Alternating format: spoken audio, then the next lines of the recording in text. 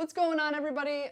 Whitney here with my Svartpilen and Spite's SMC-R. I did notice a lot of comments on the Husqvarna video asking to see a little side-by-side comparison. So I guess we're going to find out whether or not KTM fooled me. And, you know, if I spent way too much money on a motorcycle that I didn't need to. Uh-oh. I don't like spending more money than I have to, so let's find out today. All right, so I have talked a lot about this motorcycle on the channel, and we've had a 401 Svartpilen, so now we actually have Whitney's 701 here, and we're basically thinking about whether or not they're the same motorcycle.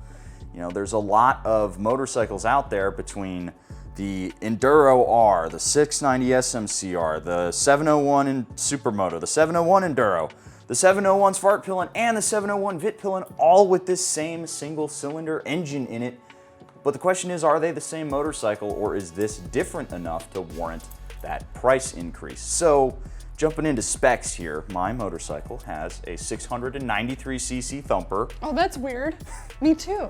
And I'm putting down 75 horsepower. Me too. With 55 foot-pounds of torque. Oh my God. It's almost like we're looking in a mirror here. Yep. It's shocking to see that a motorcycle with the same engine is making the same power. So, some differentiating factors. What's your motorcycle weigh? 365? So I am at 370. So we're basically right on. How about technology? I have the up and down quick shifter. I do as well. I have switchable rider modes. I do not have switchable rider modes. And I have the 6-axis IMU. And I think I do. So I guess the main thing here is we have switchable modes on this bike and just one go fast mode on that. But does that really warrant, in your mind, a $1,300 price increase? Well, what about the wheels? So you're getting into thinking about the 1717 setup versus what, 1817 on your bike? 1817, yep. So this is a more traditional sport bike setup, and this is kind of just chill scrambler. Right. Which, have you taken that scrambling yet, by the way? A little bit. Awesome.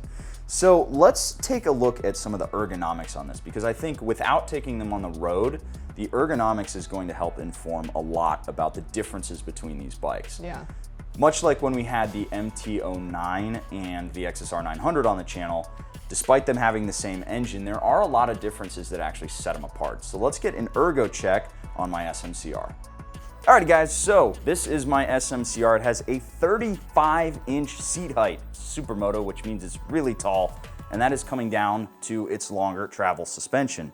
Sitting on this motorcycle, you see that even, you know, when I'm not putting my whole weight on it, my feet are tippy toes on this, and I've got a 32-inch inseam. So this is a substantially taller motorcycle than most people are used to. Get my foot up on the peg here, you notice how it's basically just right up underneath me, and I'm sitting straight up. This is classic Supermoto style. You can move forward on the bike if you want. You can move back on the bike if you want. It's a really amenable kind of motorcycle to ride because you can fit a lot of different people on here, again, provided you can get comfortable with this tall seat height. Let's get Whitney in here and see how she feels on this bike. I remember from when Josh and I took out Yammie and Spite's bikes how narrow this seat was and also how tall it was, because we did have to pull over on the side of the road, and I was reaching for it. Oh yeah, look at that.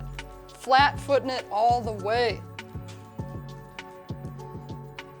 I could definitely see standing up on this though and kind of really getting into turns. But yeah, I can tiptoe on one toe. Now we've got the Svartpilen here. This has a 32.9-inch seat height, and you can tell just by standing next to it how much lower it feels. Mounting up on this motorcycle, which I think is the first time I've sat on this bike, you can really feel how much wider the seat is and how much more typical sport naked the ergonomics package is. It feels like you're a little bit leaned forward, getting ready to attack a corner, and the pegs are in basically the right spot for your average sport naked motorcycle. It does feel very different from the Supermoto. I don't feel like I can move forward and around on the seat like I can on my bike. which is an interesting differentiator.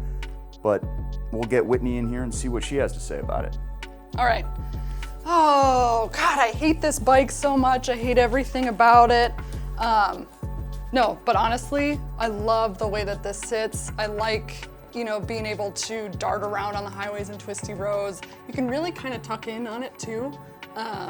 Also, if you ever have leftovers and you forgot a bag because you're a sleep-deprived mom, you can squish them right here. And I rode all the way home like this, not only keeping them warm, but it's like this perfectly flat gas tank to set stuff on. Actually, the tank bags hook up right here as well. But other than that, I can't flat foot it, but that doesn't matter that much to me. But I like where the pegs are. I like where my knee sits. You got these really sexy gas tank kind of shape for your knees to fit right in there. So we talked about specs, we talked about the ergonomics, we talked a little bit about price, and that's really all we can do without riding them and getting them out on the road. So, Spite, what do you say? Why don't we go carve up some twisties? That sounds great, but first, have y'all heard about this little Manscaped Lawnmower 4.0 situation we got going on here? This is the brand new Lawnmower 4.0, and you know it's big when literally the box is bigger than the old one. This is the old and busted Lawnmower 3.0, and this is the new Mac Daddy Lawnmower 4.0. This thing, you can get a whole 90 minutes of charge time, a new sleeker look, wireless charging, and all the ball shaving power right in this big old box of goodies. You don't even need to use a code anymore. You just click that link down below, get your 20% automatically applied. Isn't that nice? Yeah, I shave my balls with this all the time. Okay, I'm gonna just take your word for that one right there. And on that note, why don't we get out on the road? I'm about to get started. I'm about to fart myself.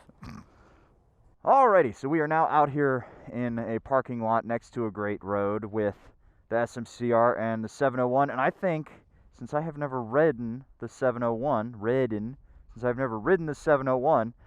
I should hop on there and take it for a spin. Why don't you take the SMC-R out? All right, sounds good. So one of the things I notice, and it's obvious because they have the same engine, but they do the exact same thing when you start. So the side stands down. So mine actually doesn't do that. I can start it with the side stand down. It always does that 2 cycle and then it just purrs to life. It looks like quite a reach to the ground. Look at me. I'm hyperextending my calves right now. Well, let's get you on the road so it'll feel a little bit more comfortable, huh? I feel like most of our co-work relationship is you asking me if the Svart does like all these little tiny different characteristics that your SMC-R does. And I'm like, well, I don't know yet. I don't think so. Maybe. So I was going to save this for a little bit later on down the line, but we can play this game right now. What has broken on your bike? So my bike has had the slave cylinder go. My bike has had the front brake reservoir start leaking, and my bike has had the countershaft sprocket start leaking, all within the first 3,000 miles. Yeah, I believe that was the first conversation you and I had when I brought the Svart to the shop. You're like, so this is going to happen, and then this is going to happen. I mean, I did notice that your front brake reservoir here is weeping just a little bit. So I still have a little bit of the Husqvarna Simp juice left in my tank where I'm like, that's okay. It's just what it does. Let's see here. I'm going to open her up across the bridge.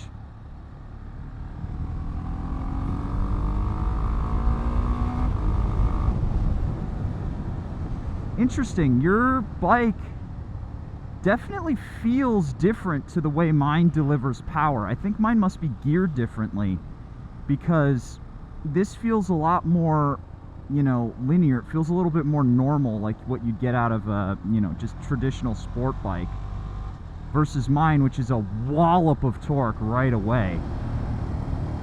I noticed that too. I'm like, this feels very different. Yeah, like if you hop on the gas on mine, given I'm in map 2 right now, that bike is set up for party mode, you hop on it and it really punches quite hard. this feels a little bit more reserved. Yeah, a little bit more muted. This This thing wants to party. Yeah, it really does, doesn't it? One thing I'm noticing here too is your handlebars vibrate at a lot higher frequency than mine do. Oh yeah. Like it's not bad. I noticed that they buzz quite a bit more, whereas mine feel like they shake, which is weird. Yeah, I'm not getting that same like insane vibration where you look out the mirror on the Svartpilen and all you see are just like, it almost makes you sick a little bit.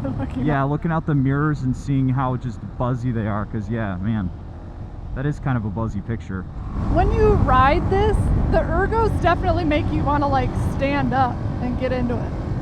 Yeah, this feels very naked bike. It feels really traditional.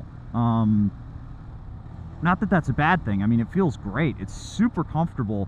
Your seat is way more comfortable than mine is. Oh yeah. And I have the comfort seat on my bike, which is nuts. I have the comfort seat on there. Wait a second. This is a comfort seat? Yes. No, it's not. Yes, it is. The stock seat is literally like a plank of plywood. It's crazy how uncomfortable it was. And that one's still not. Feels like a bleacher. Yeah, I mean that thing's not much better. And that cost me like, I don't know, $200, something like that. And it didn't make my bike all that much more comfortable. Let's get onto some twisty roads and see how these bikes fare, because you do have a very similar suspension setup. You have the WP Apex on here. Mine is just much taller because it's a supermoto. But you know, going around some of these corners here, it feels great. You know, these bikes are set up so well and they're so light. They just flick in like a dream. I mean, it's really the best of both worlds. You get something that's darty and something that's aggressive, light, playful, but sounds mean, feels pretty raw. Yeah. That's one thing that you need to do to this bike, is you need to get an exhaust for it, and you need to get the closed loop delete, which is really an easy mod on this bike, but it makes such a big difference down low. That's part of the reason why mine is so much torquier, because right. I deleted the closed loop and it just was like, all right, it's time to go. Get you your full fuel air ratio going. Going around those corners there, I mean, this felt just like a slightly smaller version of my bike.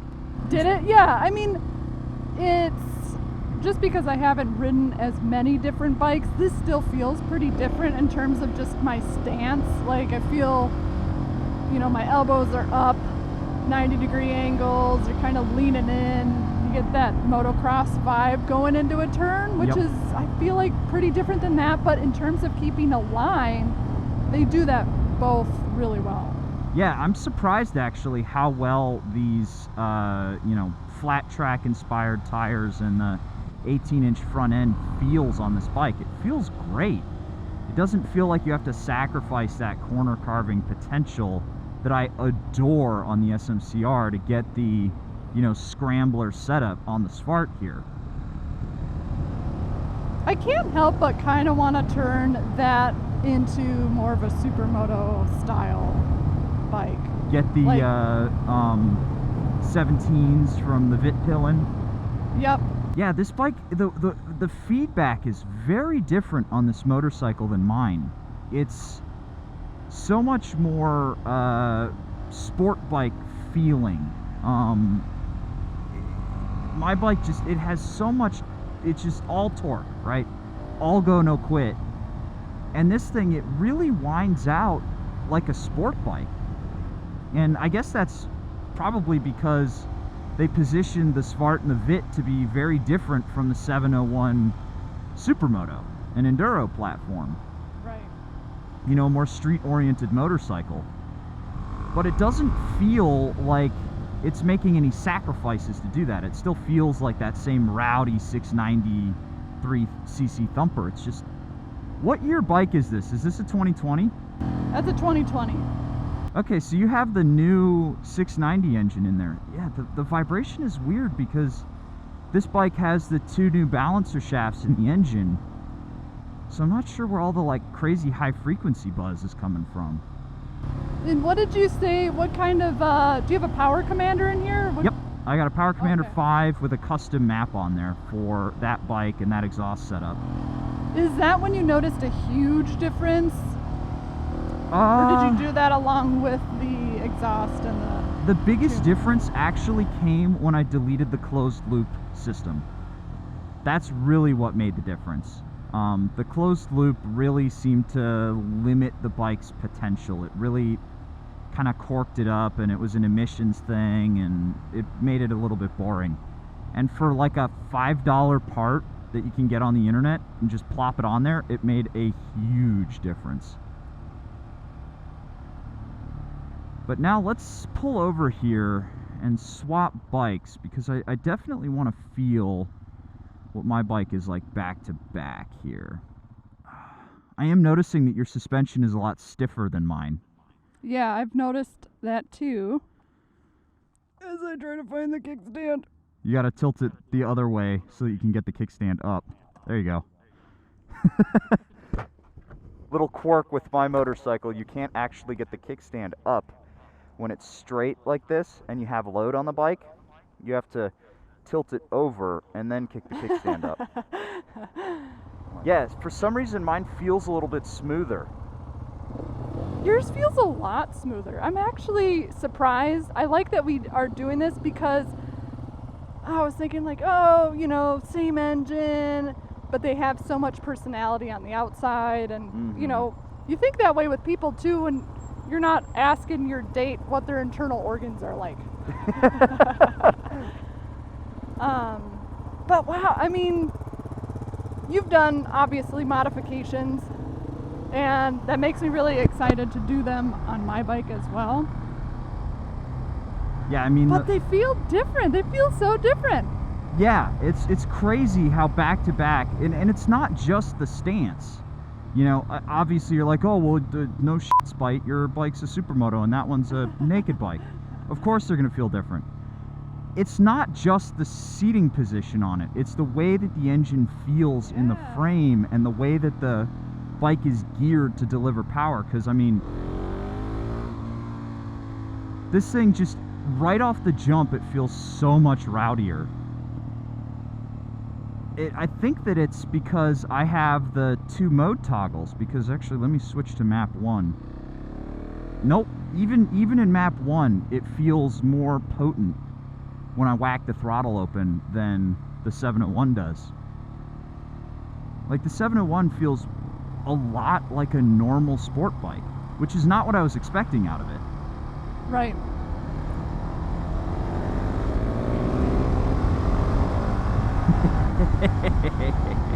Oh my god, I love my motorcycle so much. Well, of course I do, right? We should just have Thumper Thursdays or something. It's just fun to go ride these. Yeah, in terms of like dumb ideas, one of the things that I've been dying to do is actually go take this motorcycle and do some trips with it, Yeah. which would be probably hell on this seat. I need to actually buy a real comfort seat, because it is crazy how much more comfortable your seat is than mine. It is way more comfortable. Like yours isn't as squishy as mine is. Mine has a lot of give to it. Oh, this poor dude is still pushing his bike up the hill. Oh man. He's got a lot of stuff with him. Yeah, that was a journey he's going on. Good grief. I'm not gonna lie, I kind of miss your engine. It's rowdy. Yeah, right? That's why I love this bike so much. It is just so mean feeling. It is so just, it feels Super like they, Duke vibes. yeah, they did something to it. There's something different. And I actually want to research that. I want to count like the teeth on the sprockets. I want to see what's going on, because you're definitely geared very different than my motorcycle Yeah, absolutely. is. Oh man. Oh, the suspension is so good. Yeah, and now after you mention it, it's funny because I don't know how much of this is psychosomatic or whatever, but I'm like, man, this is so stiff. This is so stiff to sit on this, and I'm not getting any give or bounce in the rear suspension. I will say I have no suspension adjustments dialed in on this. It's completely bone stock. I haven't messed with it at all. I haven't changed any of the preload. I haven't changed anything on it. Well, the couple times I went and had suspension done, mostly on the R9T, Roger was saying that most bikes are geared for people like you, like really tall, you know, Americans.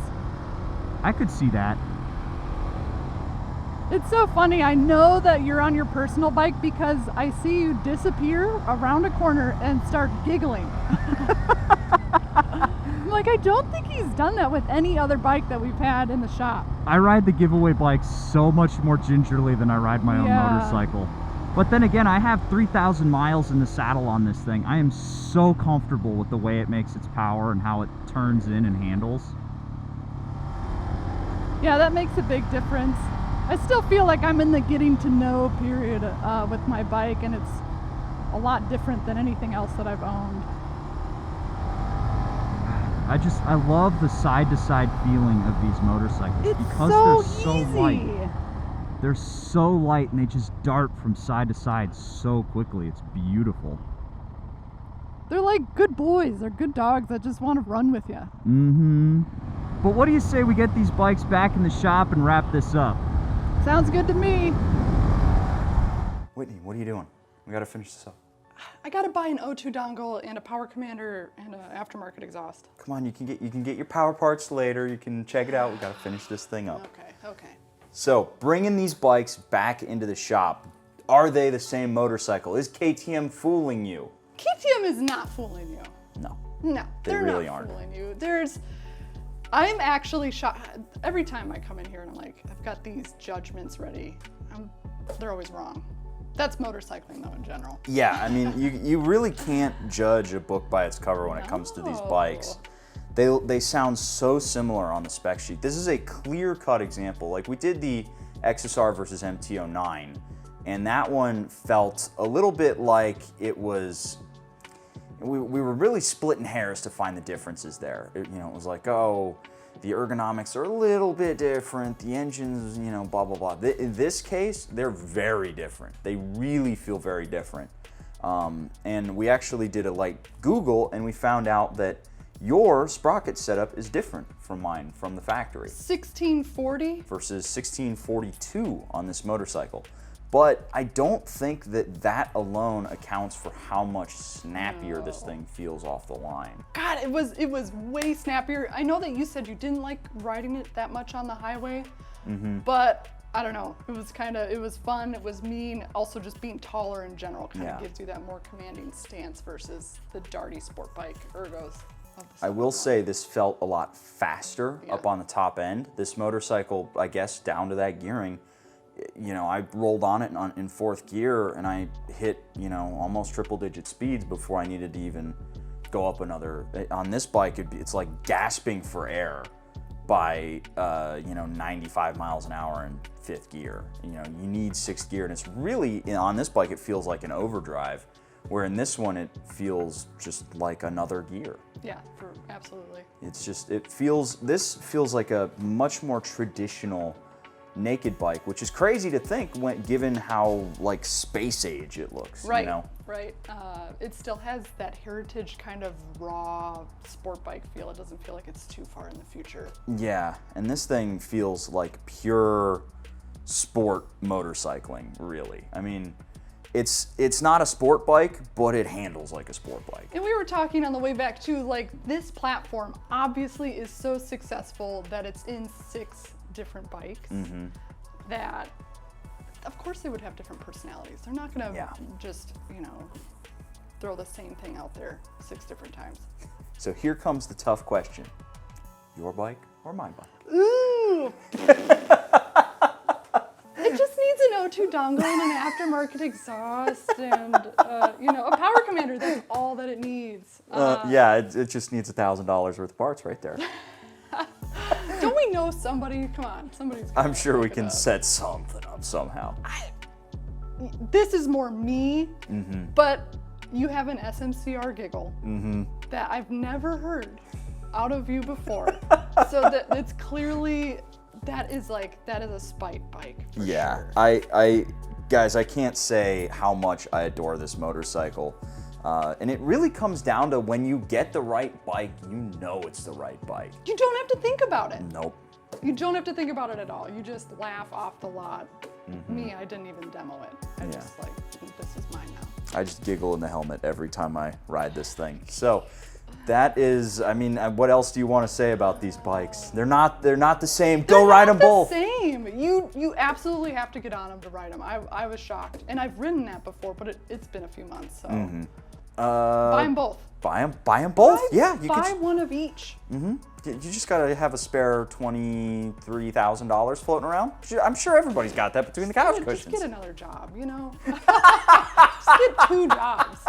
Well, with that sound financial advice, I think we should wrap this one up. Sounds good. See you guys later. Bye. Bye. This is this road is Soul Boner Road, and I was like, well, you know, the Svart definitely doesn't give me a soul boner, but I was trying to think of it's like, it's like a soul chub. Now, how you doing, partner? This video's over, but you click on this one right over here. You keep watching yourself some Yammie Noob. Maybe I bend my Busa on this one. Maybe I'll give you some other funny memes or something like that. You might not know if you watch the video, so watch the video now, all right?